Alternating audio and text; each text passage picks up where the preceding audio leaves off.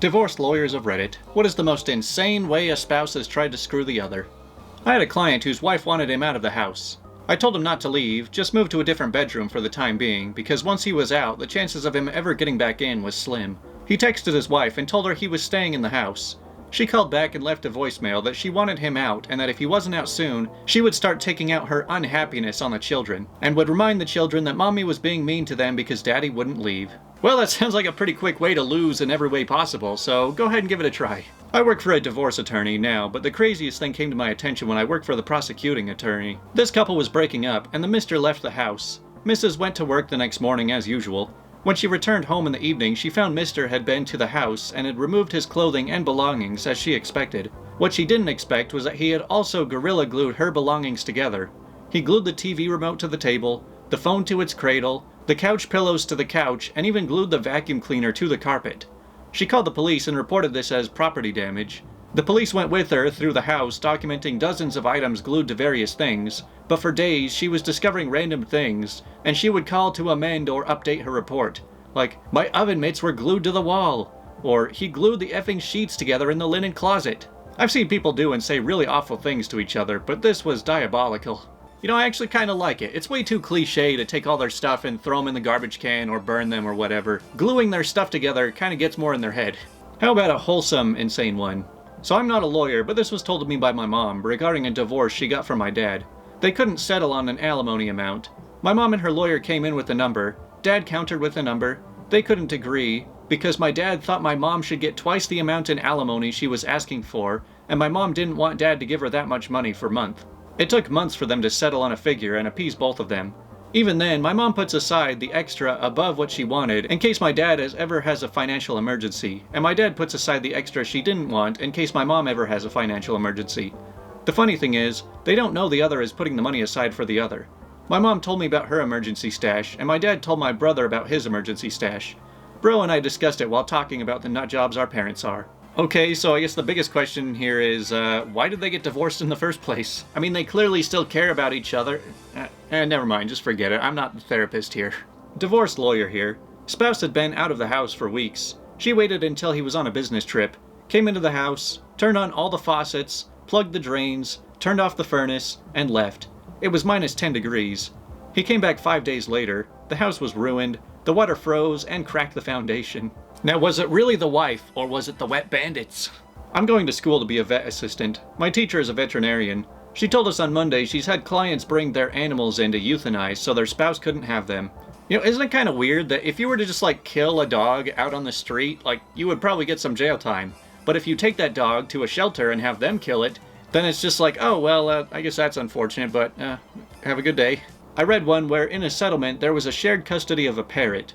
Neither were allowed to teach the parrot to swear at the other one. Oh man, I'd love to hear the phone call when somebody breaches that contract. It's my parent just swore at me, it's time to sue.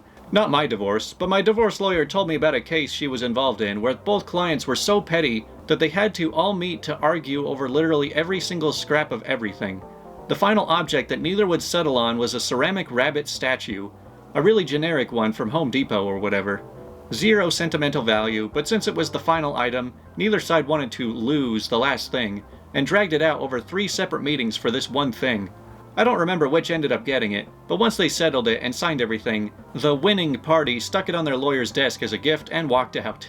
See, if I was brought along to an argument like that where they are fighting over this one stupid thing, after about 5 minutes, if they still hadn't figured it out, I would just pull out a hammer and smash it. So a husband and wife were getting divorced. There was a classic car, Ferrari or Jaguar or something like that was worth a lot of money. It was a bone of contention in the divorce. After several months, the husband finally proposes that he will let her have the car if she gives him the house. She agrees. Come to find out that he had been taking the car out every day and doing loops around the city for hours, putting thousands of miles on it, making it worth nothing. You know, that's actually kind of interesting. That's probably the only time somebody could drive a car like that, just completely guilt-free. A soon-to-be ex-husband left his wife's prized koi to die on the doorsteps of their house. Apparently the value of these fish was over $100,000. She was, according to her lawyer, so distraught that she couldn't be in court. Only in LA. Yeah, if you're spending $100,000 on a few fish, I think it's hard for anybody to really feel much sympathy for you. Paralegal for a divorce lawyer here. Our client told us he didn't clear out the marital account after the parties filed. Which technically is true, because while he removed $45,000, he left about $3.50 in there. Hey, just be glad I left over some for you. I'm not a divorce lawyer, but my prior employer once was served with an obviously forged garnishment order from an employee's ex-wife, directing garnishments of his wages in an amount that far exceeds his actual wages. We reported it to the police department. Well, just based on how screwed over some people get from divorces, I wouldn't be surprised if they demanded more money than he even had, and then just said, well, you're gonna need to work more hours to be able to pay this off. I worked at a computer repair store as a sales technician. I had a guy come in with a desktop that he wanted Windows reinstalled. I asked him if he wanted me to back up all of his data first, and he told me that he had everything he wanted and just do the wipe. I put it in a queue and he paid and left. I started it about an hour later since an XP install was only about 45 minutes off the network. I didn't bother doing anything else except deleting the original partition and making a new one and installing Windows. About an hour after that, his wife came running in asking if we had a computer with Smith as the last name. I told her I did, and she showed me her ID and said that her husband brought it in to try and destroy all the proof of him cheating and stealing my money from their business. When she asked if I had wiped everything yet, I told her I just did a Windows reinstall and didn't actually really wipe anything. I called her husband and told him the situation. I told him his wife was here to get the computer. He asked me if I reinstalled Windows like we spoke about, and I told him I had. He told me, I don't give a crap, give her the computer. There isn't anything left on it anyway. I said alright and hung up. I told her that he said I could give it to her, and then explained to her how reinstalling Windows doesn't magically delete everything, and explained to her how I could recover all of her files in a couple of hours. I ended up staying late that night, and she bought me a pizza and Mountain Dew. I ended up recovering every file he had tried to have me destroy, and made multiple copies for her.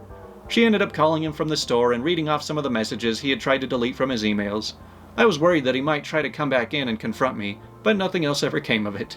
Man, if you're looking to delete files, there are so many easy ways to do that. But you thought you were being so smart and clever just taking it in to get the operating system reinstalled? Like, I would have been more impressed if he just deleted the System 32 or something. I didn't handle the divorce. I handled parts of the aftermath. In the divorce, she went AWOL, was living in a truck somewhere, and just couldn't handle it mentally. He gave her 5 of his 9 companies. They were the ones that owed 7 figures in payroll taxes. He had made her the bookkeeper on paper, and she spent decades trying to shake the IRS for the results. Well, hey, don't worry, no matter how bad your day is going, the IRS can always show up to make it worse. Not my case, but during my first year of law school, lawyers from different practices came to give us a peek behind the curtain of different areas. The divorce lawyer told the story of a rather well-to-do couple that spent months and months, and many tens of thousands of dollars fighting over absolutely everything, all the way down to a single ceramic ashtray. He couldn't remember the significance, but somehow it had come through the husband's family. Even after everything else had been decided, they spent many more months and nearly $100,000 fighting over just this ashtray. Then, after a court hearing, the wife finally won the ashtray. She promptly strode out to the white courthouse steps and smashed the ceramic ashtray, left it in pieces all over for the husband to see on his way out. Decided that day I would not be a divorce lawyer.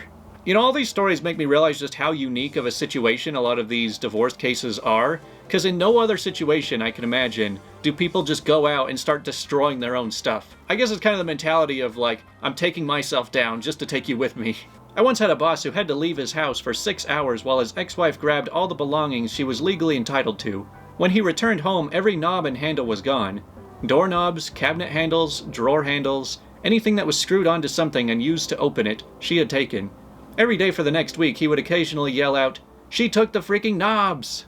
See, at that point, you should just find some sort of like mini plunger, just to use as like a universal handle that you can just stick to things and pull it open and then use it for something else. I wonder if something like that actually exists.